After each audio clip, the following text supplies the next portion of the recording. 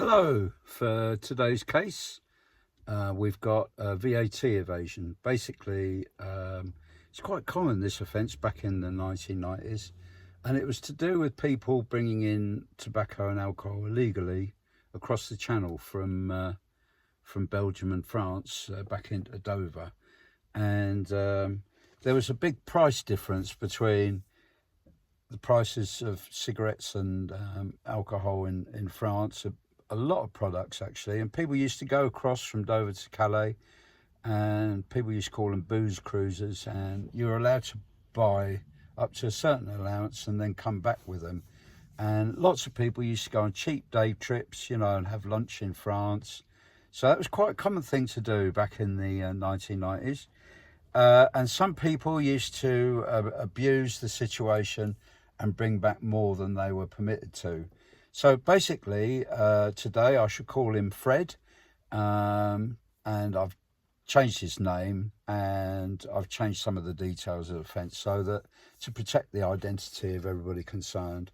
So yeah, he was 52 years old, and he was coming back from Calais. It was Dover, and a customs guy tried to stop him, and he panicked and he started driving towards the barrier trying to get out, and he couldn't get out, and he behaved like a guilty person really, and was easily caught.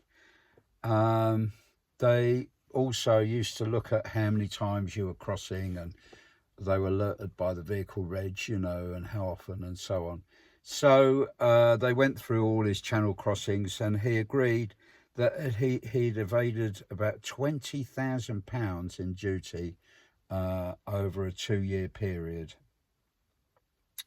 That said, he said it wasn't organised crime. He just did it for himself, and he was buying the stuff for family and friends. So he acted alone. He was not part of an organised gang. So that kind of puts it into perspective. It's estimated that he made approximately about £40 per week additional income out of bringing in these cigarettes and alcohol, beer and wine that he was bringing in. So he's making about £40 a week profit. He was purely motivated really to supplement his income. He said that he really drinks himself and doesn't smoke. So I thought that was a bit, if a guy doesn't smoke and he's encouraging other people to smoke, and smoking's so harmful. So anyway, he was bringing in these cigarettes for family and friends, and earning a small profit on it. So he's a 52-year-old man. He's got 2 children, grown-up children, and 4 grandchildren, aged 4, 3, and 1, and a 9-month-old. Lives in a 3-bedroom house. He's a driver. Back in the 1990s, he was earning £230. Now, his motivation to offend apparently was that his wife used to work as an admin, but she'd injured her arm and was no longer able to earn because of her injury to her arm. Now, the salutary thing was that the Customs and Excise confiscated his car, and it's estimated his car is worth about £5,000. So that's quite salutary, isn't it? Quite a lot of money, isn't it? So what do you think? How should he be sentenced, this chap?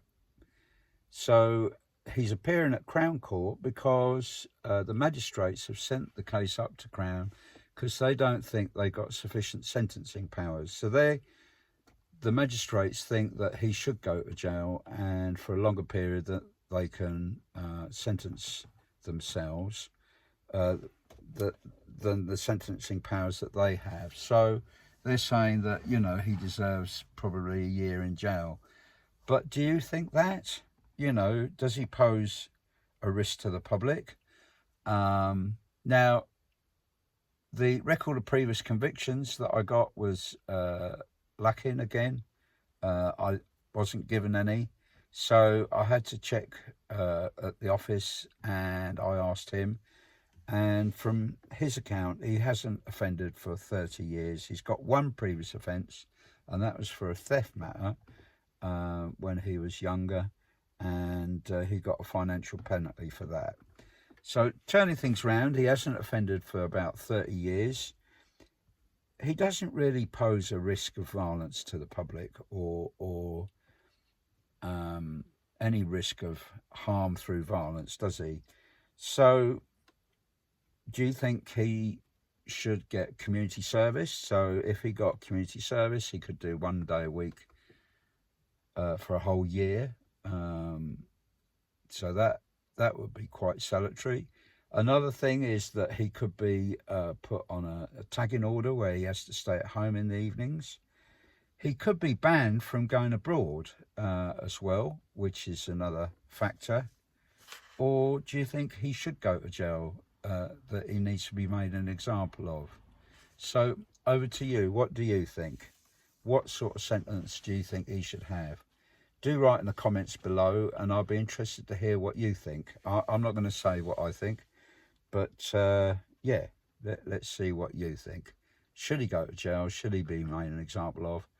Or, you know, he hasn't got any problems that need addressing that warrant a probation order, but would community service of about a year's worth of attendance, or I think you can go up to 2 years now, attending once a week, do you think that would be a good idea? You know, sort of 240 hours sort of mark. And that if he didn't do it, then he's looking at custody. So what do you think? And if he goes to jail, how long for? If he doesn't, what sort of punishment do you think he should have? Community service, tag, that means he has to stay at home between certain hours. A ban from going to Europe. Anyway, over to you, and I'll be interested to hear from you. All the very best now. Bye-bye.